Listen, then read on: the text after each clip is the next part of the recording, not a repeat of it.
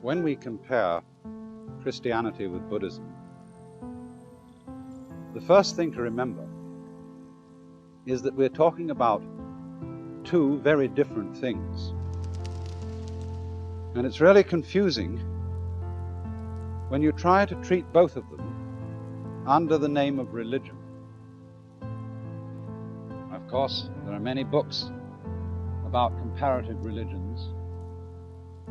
Somehow, when you see put together under the same class things which are so different as Christianity on the one hand or Buddhism on the other, it gives me at any rate the same kind of shock I would get as if I were reading a book about geology and suddenly came upon a chapter on birds.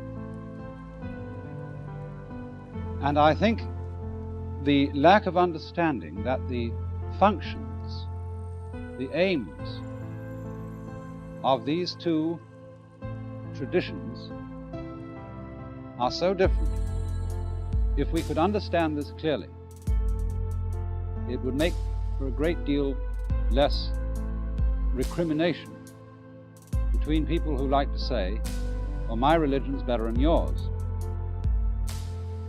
You see, the word religion is a very vague word, and it's used for so many different things.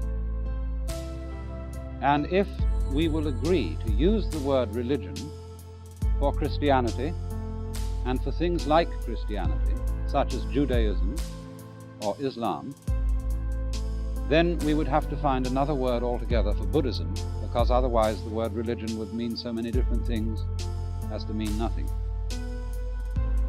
Now, strictly, the word religion comes from a Latin verb meaning to bind back. And thus, the essence of a religion is a rule of life. If you use the word religion in its very, very strict sense, and you say of someone that he's gone into religion, this doesn't mean that he suddenly got converted. It means that he joined a religious order, that is to say, became a monk or a nun. And that is one, in other words, who submits himself to a rule or law of life. On the other hand, Buddhism is not a submission to a rule. And I have called Buddhism a way of liberation instead of a religion. And we can see the difference most effectively if we look at Buddhism and Christianity with regard to their different social functions. A religion like Christianity serves the social function of cementing a community together, giving that community its laws, its principles of ethics, and its common objectives.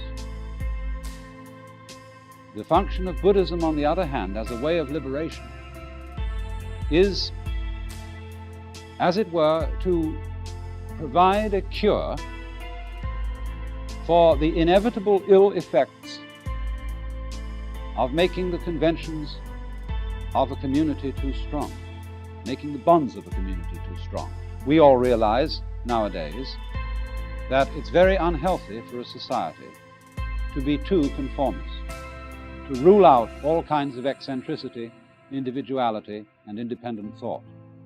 At the same time, it would be equally unhealthy to go to the other extreme and have everybody acting, talking, and thinking at cross purposes. And so, in this way, a religion and a way of liberation complement one another. And a way of liberation can prevent a religion from becoming too great a burden. You know, there's a wonderful Chinese proverb which I always enjoy. Do not swat a fly on a friend's head with a hatchet. And thus, when the law is laid down too firmly, and all religions have the temptation to do this, it puts the observance of the law in danger, just as swatting the fly on a friend's head with a hatchet puts his head in danger. Now you see, a religion, then, as I've defined it, comes into being because of the necessity for someone to lay down the law in order that there shall be a human community. And so if we go back to the social origins of religion, I can think we can understand how this purpose works. And so let's go and look at the board, and I want to try and put this in a diagrammatic form.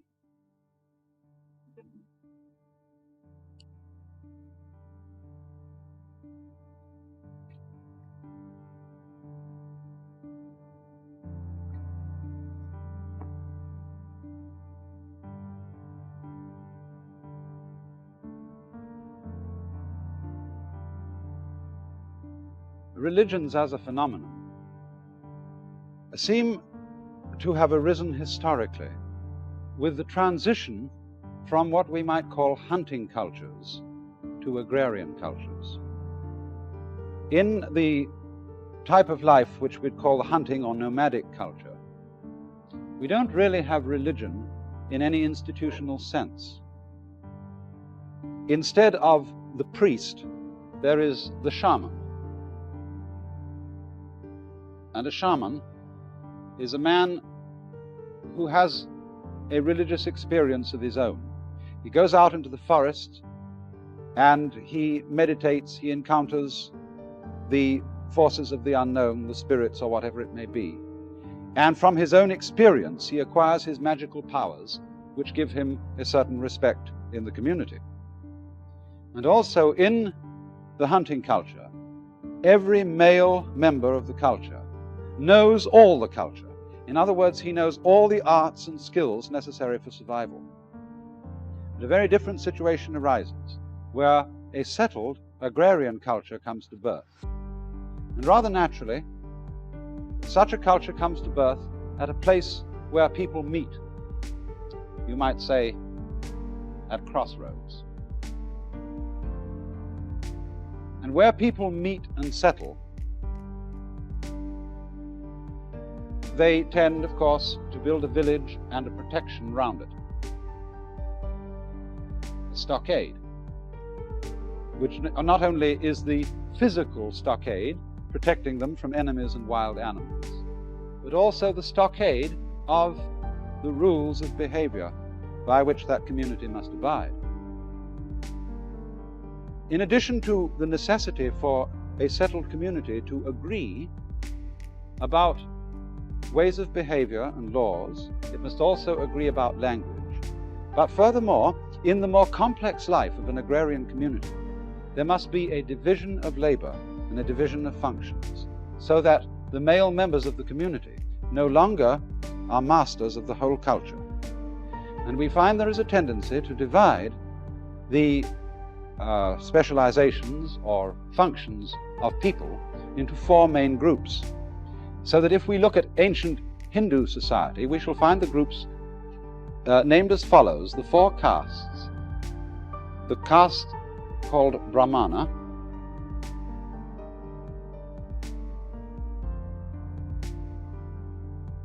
that is a priesthood. The caste called Kshatriya,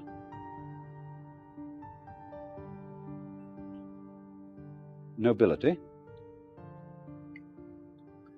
A caste called Vaishya,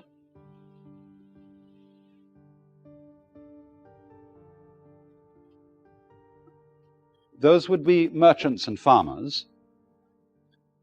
And finally, a caste called Shudra, the laborers, the hewers of wood and the drawers of water. And then in this way, as I said, a community is constituted. Classes are divided, and the classes originally correspond not so much to questions of prestige and rank, but simply to divisions of function. Later on, of course, problems of rank and prestige arise. But this is the fundamental pattern of Hindu society, and we can compare it with almost exactly the same fundamental pattern of medieval Western Christian society under the feudal system. For here you have an exactly similar division of functions. The lords spiritual, or the priests, the church, the nobility, the kings, princes and dukes and feudal lords, the agriculturists and merchants called the commons, and finally the serfs, corresponding exactly to the Shudra, the slaves. And so you see that in order to maintain this kind of arrangement, the uncultured individual, the spontaneous type of man who would be your nomadic hunting type, has to submit himself to a rule. He has to be put under a yoke. And so he has to sacrifice himself for the common welfare. And this might be called a kind of cruciformation or crucifixion of man. And thus, in this way, the crucifix, the central emblem of Christianity, becomes a symbol of this particular function of religion. But you will see, when you look at this crucifix, that it has a rather rich quality, that it is almost regal. And this is the situation, you see, when a society and the religion are at one, as when in feudal Europe, Christianity was the religion of the ruling class and of everybody in the society. And so the symbol of the suffering Christ becomes, as it were, identical with the spirit of sacrifice for the common good. And you will see also that if you look at, say, a painting such as this, The Annunciation by Martini, from approximately the same period, that the setting of the personages in the picture is extremely luxurious. Look in at a detail of the Virgin Mary's face and see the rich garment that surrounds her and the glorious aureole behind her head. Not a peasant woman at all, but a queen. And this is the point of view of the artist of a conception of Christianity, when Christianity and the social order are identical. When, in other words, the symbol of the divine being is at one with the social order. But of course, there is a kind of double nature about Christianity in this respect. Because on the one hand, we will speak of Christianity in a society where Christianity is firmly established as being the religion which upholds the society. In other words, to be a good Christian would also to be a good member of the society. But there is something paradoxical in the whole history of Christianity, because Jesus himself was not acknowledged by his own society as being a particularly good member of it. In fact, it put him to death. And this was because he was in the great tradition of Hebrew prophetism. The prophet was always the man who came, a sort of wandering dervish, as a matter of fact, who came in from the wilderness, who came in from outside society to say to the priests and the nobles and the merchants and the serfs, you have fallen away from the will of God, and you are not doing right. And he would condemn that society, but of course with the object of restoring the order of society to the order of God. And so Jesus is in a way thought of in Christianity in both these roles, or has been thought of, as on the one hand the upholder and Lord of the Christian society, and on the other hand, as the prophet, the one despised and rejected of men, the suffering God coming into human society in order to change it. And of course, as the feudal system of Europe broke up and Western society tended to turn against it, you pass from these somewhat regal representations of Christ to the representation of him in intense suffering, as for example in the fantastic Isenheim altarpiece by Grunewald, where Christ is depicted crucified on the most rough, brutally wooden cross, tortured completely, and those around him showing every emotion of agony. This is Christ, the revolutionary prophet, condemned by the world as distinct from Christ, the triumphant ruler, the pillar and mainstay of the Christian society. And so, in a way,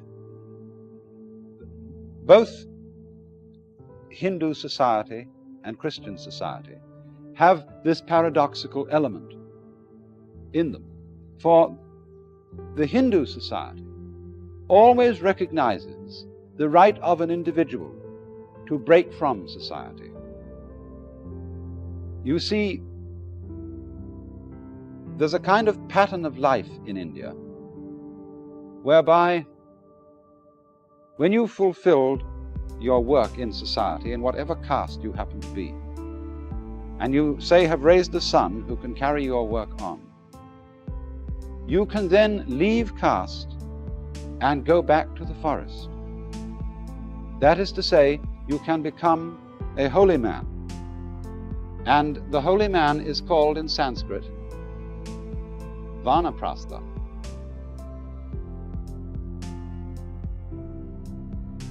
That means a forest dweller.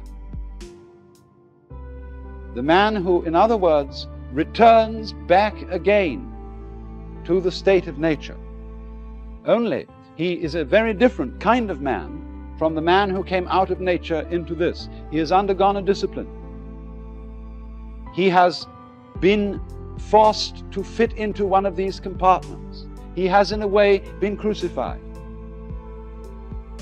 And so he returns out of this to find out again who he really is. He no longer identifies himself with the Reverend so-and-so the priest, or with the Lord so-and-so the noble, or Mr. so-and-so the merchant, or Bill Smith the laborer. But he seeks again to find his true identity. And so, in a parallel way, but with rather different ideas involved, in the West,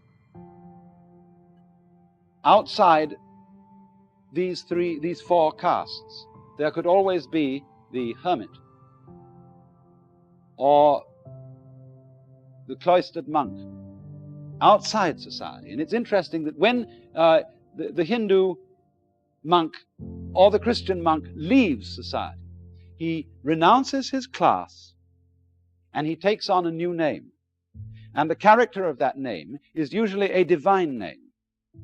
He becomes, instead of Joe Dokes, Brother Peter, taking the name of Peter the Apostle.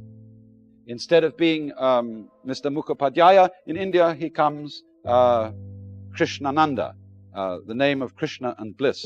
He takes a divine name, indicating, you see, a transformation of his personality. He's no longer, as it were, a chopped up person. He's no longer divided, because this division of labor divides man. He becomes again one. He becomes again integrated. He is, in a sense, remembered, having been dismembered. And so it's interesting then, against this background, to see a very important difference between Jesus and the Buddha. From what caste did the Buddha come?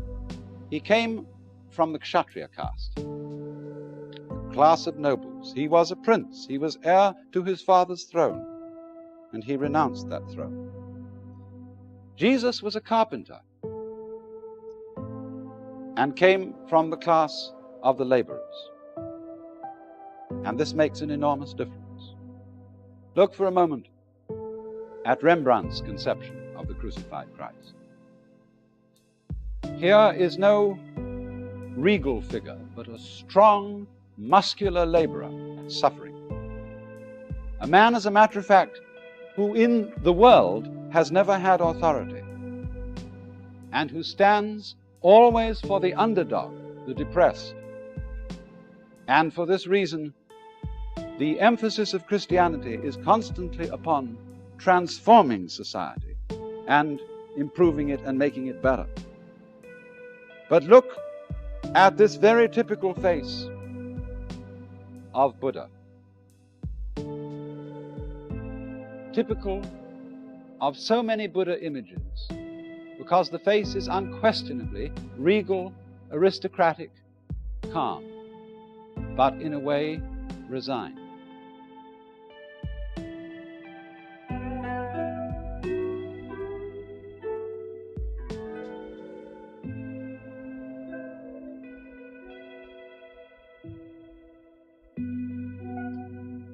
And this speaks a great deal for the difference between Christianity and Buddhism. On the one hand, Christianity is vitally concerned with the transformation of the world. It is fundamentally a revolutionary doctrine, and also a historical doctrine. That is to say,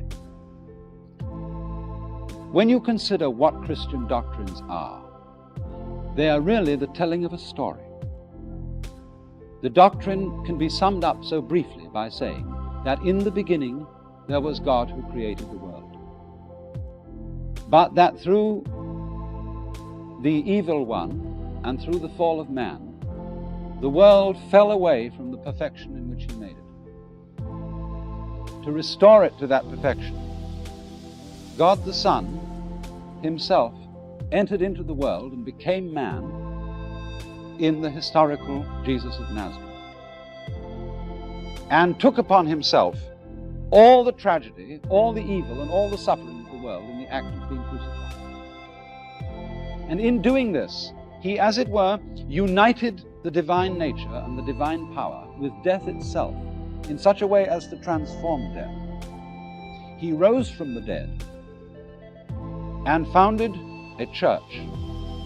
Note this, he founded a community. And this community has as its purpose, as it were, the bringing together of the whole universe back to the sovereignty of God. So it is a historical religion, looking for its fulfillment in the course of time.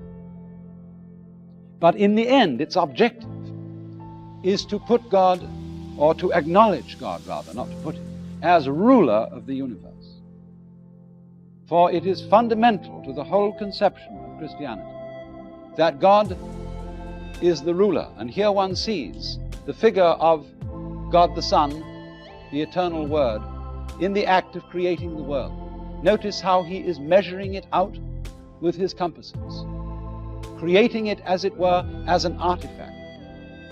And so the goal of Christianity is the kingdom of God. And you see in, say, Dante's Paradiso, where the final vision of the perfection of the world is shown, that it is a vision of the rulership of God over all. For he says in the end, "But my volition now and my desires were moved like wheel revolving evenly by love that moves the sun in starry fires." So the monarchical ideal of everything perfectly submitted to the will of God is contrasted with the ideal of the Buddha, who, having been a monarch, is not so interested in monarchy. Having been a monarch, he has seen the difficulties of rule and is not anxious to rule. And in the Buddhist conception of the universe, there is no ruler, there is no king, but the universe is self-ruling. It goes by itself. It orders itself. And Buddhism does not look forward to a transformation of the world in time. Yes, it does look forward to a transformation of the world, but not at the end of time, but now, through the overcoming of our self-centered point of view. You know, there's a wonderful old story from India, that in the far-off days when men didn't wear shoes, the stony ground was hard on their feet. And a great king said, "Let us sacrifice hundreds of cattle and cover this intolerably rough earth with their skins." But a wise sage at his court said, "No, sire, just kill a few cattle, and let us take their skins and bind small pieces of skin to the bottom of our feet, so that we shall have protection wherever we go." And this story is rather typical about the different attitudes of East and West to the transformation of the world. The West is like wanting to cover the whole ground with skins, to transform outward events. The East, like putting a sandal on one's foot, to transform one's own mind. So that it is said in Buddhism that when every phase of our mind is in accord with the mind of Buddha, there shall not be one atom of dust that does not enter into Buddhahood.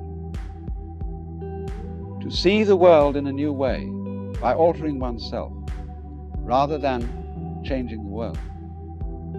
So that, as the old Zen master Haku said, when we get this point of view, this earth is the lotus land of purity, and this body is the body of Buddha.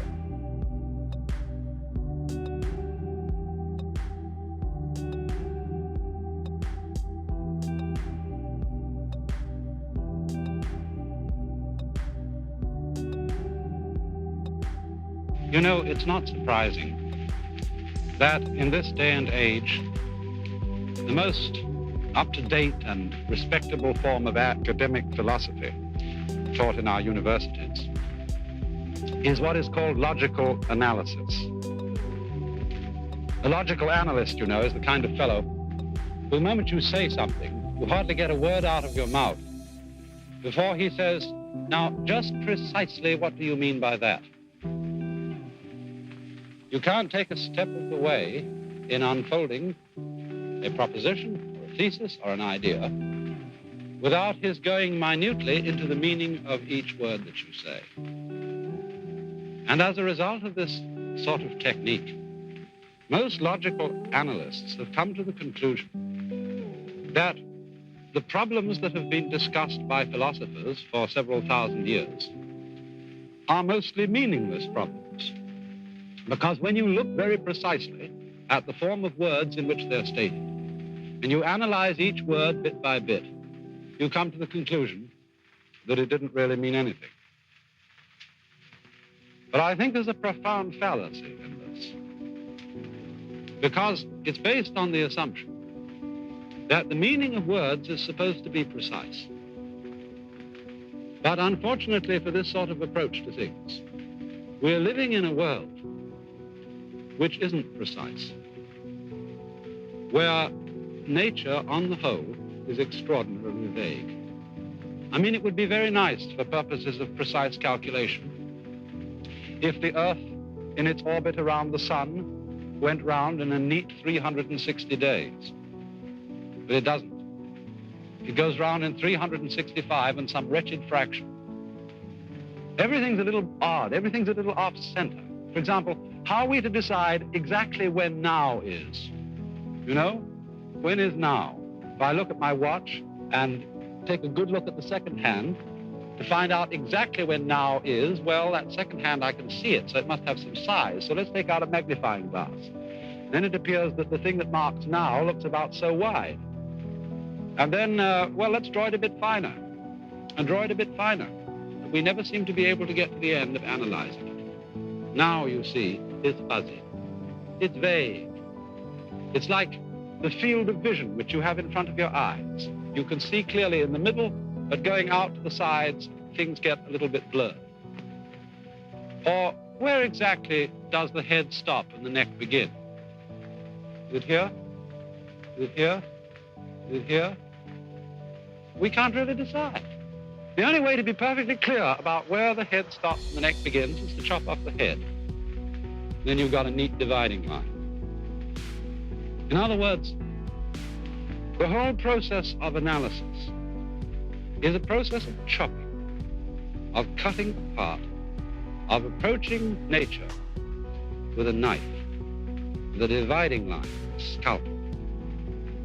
And although there is most definitely a place in life for precision, for clear distinctions, for the attitude of the knife, this kind of thing can be enormously overdone.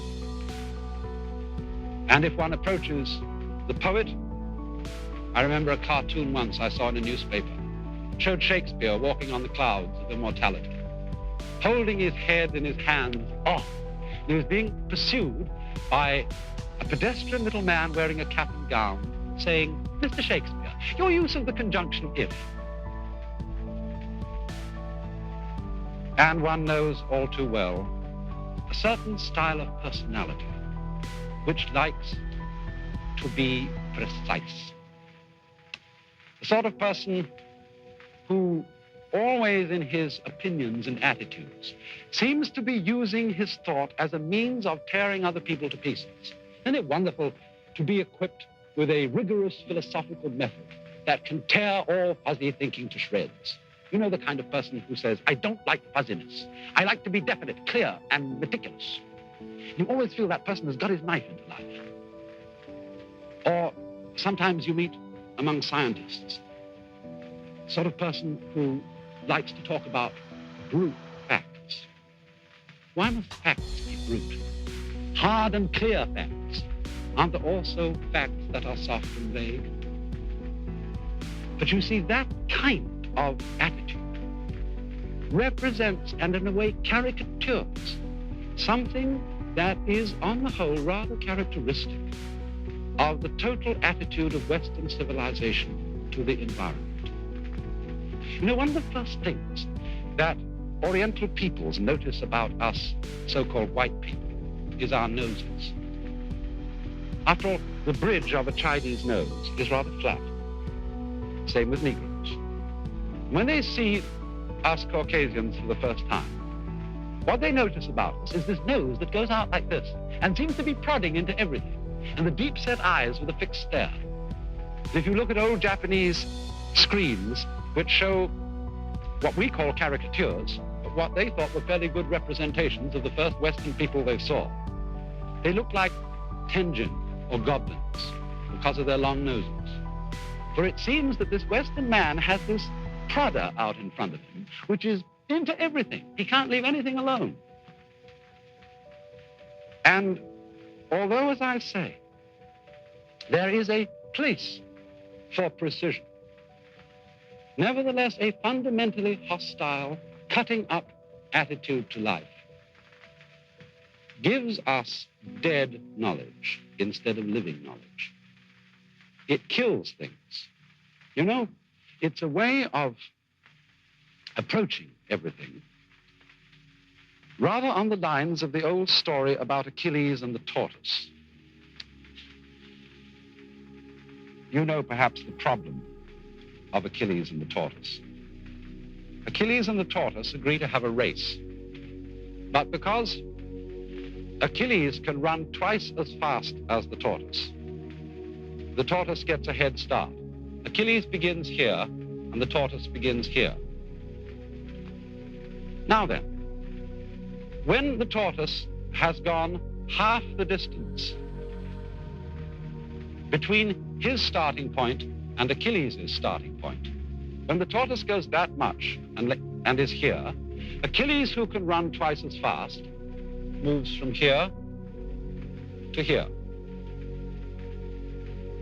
Then the tortoise goes half as far as that distance, Achilles does twice as much, and he lands up here. And then the tortoise goes half as far as he went again, and lands up here. Achilles does twice as much, and he's here. And so the tortoise goes half as far again, and Achilles does twice as much, and he lands up here. And notice, you see, Achilles is still behind the tortoise. And the next time, the tortoise will go half as much as that, and Achilles will come up to here. And we shall go on doing this, thinking about smaller and smaller and smaller intervals. And as a result of this, Achilles will never overtake the tortoise. Now, of course, in actual life, Achilles jolly well does overtake the tortoise and goes right by him. But why this is a problem is it is a way of thinking about the situation that is infinitely and indefinitely analytical. It doesn't, as it were, let life go on, but it stops to analyze the whole business. It breaks it down into minuter and minuter and minuter quantities, so that the whole thing is delayed. The whole situation is, as it were, stopped and killed. And this will always happen whenever we get into the bind, the rut of trying to think too precisely. And it's for this reason that the Taoist, and I think also the Confucian philosophers of China, are very mistrustful of logic chopping, of being too analytical about the meaning of words. Let's take, for example, a word that is absolutely fundamental to Chinese thought, a word which I've used a great deal in this program. Tao. You know this is in English, spelled this way. Tao in Chinese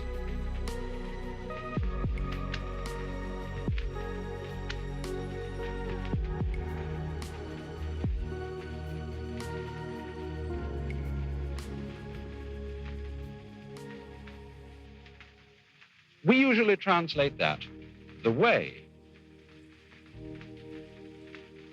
of nature, the way of things. But that's only one of its many meanings. Indeed, the term is so difficult to define that Lao Tzu, you know this man, the man who was the founder of Taoist philosophy, Lao-Tzu. Lao Tzu started out his book by saying, and this is a phrase which already shows how many meanings the word has, Tao,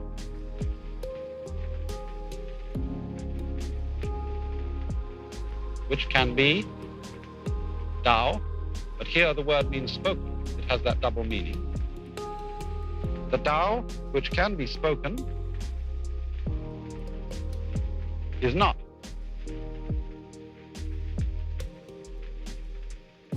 The eternal, the regular, or you might say the real Tao.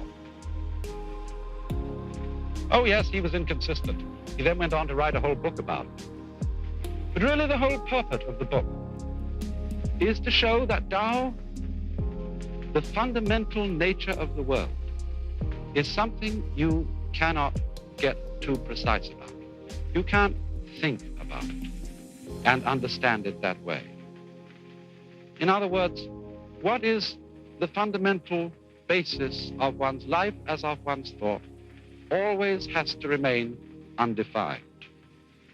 You see, if you insist, and Chinese philosophers and scholars always are very clear about this, if you insist on defining words meticulously, you always have to have other words to define your definitions.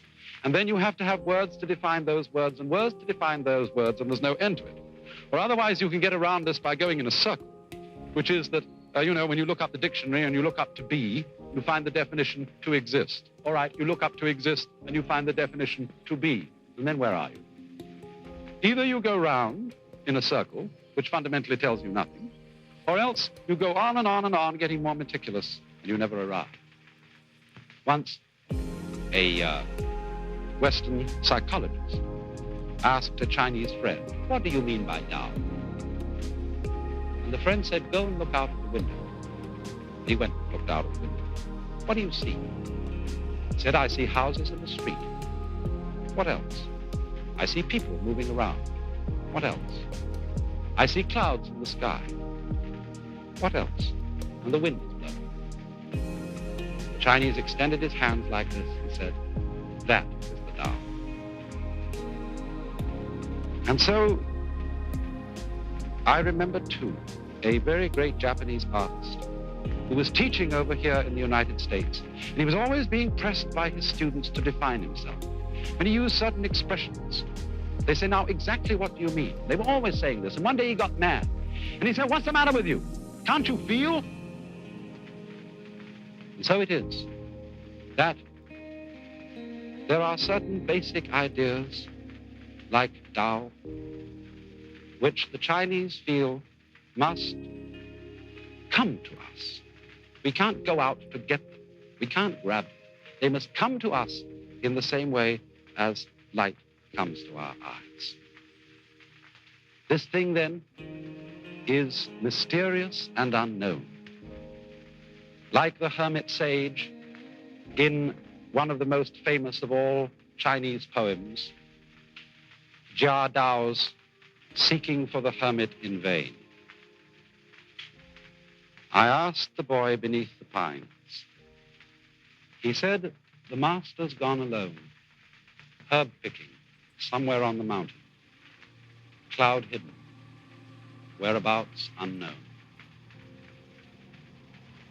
The whole power of the poem is in the mysterious imprecision of the old man's whereabouts, which somehow or other brings the spirit of the hermit sage closer to the inquirer than an actual meeting. His absence says more than his presence. Lost somewhere on the cloud-hidden mountain, he communicates far more than if he had come down to explain himself. And the spirit would be totally missed by the literal-minded, no-nonsense sort of person who at this point would want to clear away the clouds and the mystery, to rush in and find out just exactly where the old fellow has gone and just what herbs he is picking. You know, it's absolutely impossible to understand and appreciate our natural universe unless you know when to stop investigating. In our restlessness, we're always tempted to climb every hill and cross every skyline to find out what lies beyond. Yet as you get older and wiser, it isn't just flagging energy, but rather increasing wisdom that teaches you to look at mountains from below, or perhaps just climb them a little way. For at the top, you can no longer see the mountain. And beyond on the other side, there is perhaps just another valley like this. An old Indian aphorism says, "What is beyond is that which is also here." And you mustn't mistake this for a kind of blasé boredom, tiring of adventure.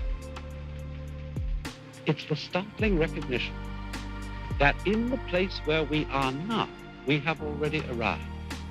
This is it. What we are seeking is, if we are not totally blind, already here. For if you must follow that trail up the mountainside to its bitter end, you will discover that it leads eventually right back to the suburbs. But only an exceedingly stupid person will think that that's where the trail really goes. For the actual truth is that the trail goes to every single place that it crosses. It leads also to where you are standing and watching it vanish into the hills. You are already in the true beyond to which it leads. Many a time, I have had intense delight in listening to some hidden waterfall in a mountain canyon. A sound all the more wonderful since I have set aside the urge to ferret the thing out, clear up the mystery, and find out just where the stream comes from and where it goes. Every stream, every road, if followed persistently and meticulously to its end, leads nowhere at all. And this is why the compulsively investigative mind is always landing up in what it believes to be the disillusion, the hard and bitter reality of the actual facts. Playing a violin is, after all, only scraping cat's entrails with horsehair. The stars in heaven are, after all, only radioactive rocks and gas. But this is the illusion, that truth is to be found only by picking everything to pieces like a spoiled child. This is why the painters of the Far East so seldom tell all, why they avoid filling in every detail, and why they leave in their paintings great areas of emptiness and vagueness. These aren't just unfilled background. They are integral parts of the whole composition, suggestive and pregnant voids and mists which leave something to our imagination, even though we don't make the mistake of trying actually to fill them in with detail in the mind's eye. We let them remain suggestive. Autumn clouds, vague and obscure. The evening, lonely and chill. I felt the dampness on my garments, but saw no spot and heard no sound of rain. Cliffs that rise 1,000 feet without a break. Lake that stretches 100 miles without a wave. Sands that are white through all the year without a stain. Pine tree woods, winter and summer evergreen. Streams that forever flow and flow without a pause. Trees that for 20,000 years your vows have kept. You have suddenly healed the pain of a traveler's heart and moved his brush to write a new song. There was something vague before heaven and earth arose. How calm, how void. It stands alone, unchanging. It acts everywhere, untiring. It may be considered the mother of everything under heaven. I do not know its name, but call it by the word Tao. The Tao is something blurred and indistinct.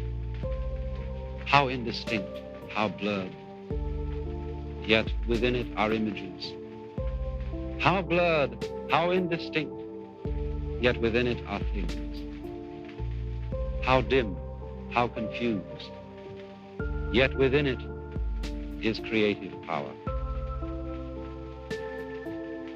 Picking chrysanthemums along the eastern fence, gazing in silence at the southern hills. The birds fly home in pairs through the soft mountain air of dusk. In all these things, there is a deep meaning, but when we are about to express it, we suddenly forget the words. The song of birds, the voices of insects, are all means of conveying truth to the mind. In flowers and grasses, we see messages of the Tao. The scholar, pure and clear of mind, serene and open of heart, should find in everything what nourishes him. But if you want to know where the flowers come from, even the god of spring doesn't know.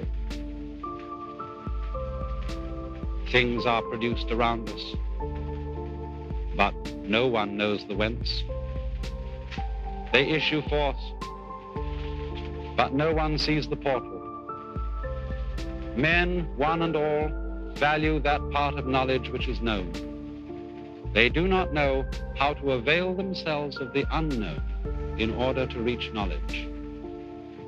Is not this misguided? But it isn't by pushing relentlessly and aggressively beyond those hills that we discover this unknown and persuade nature to disclose her secrets. What is beyond that is also fear. Any place where we are may be considered the center of the universe. Anywhere that we stand can be considered the destination of our journey.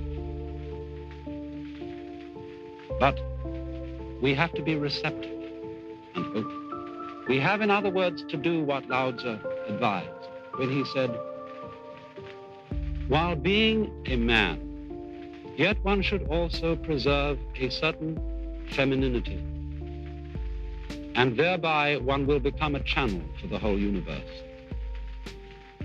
You know, that's one of the things which I believe in our culture of the West is submerged. The feminine values are despised values. And we find typically among men a strange kind of reluctance to be anything but a man, a kind of anxiety to be 100% male.